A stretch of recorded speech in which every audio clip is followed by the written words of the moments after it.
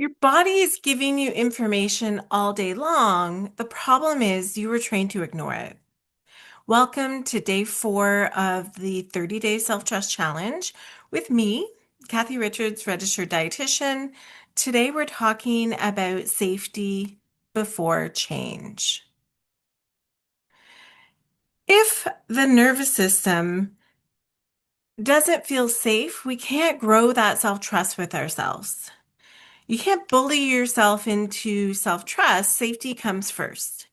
So today, I invite you to ask what would feel 5% safer right now?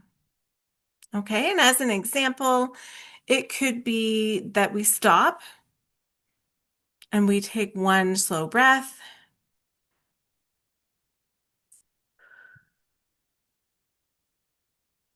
Another example could be lowering our bar or the expectation for ourselves, so taking a couple things off of our to-do list.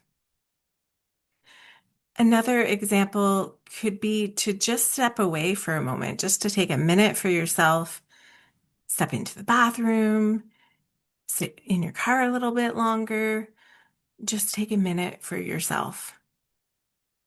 And if today felt hard, if nothing felt safer, I want you to remember that that's information and that's not failure.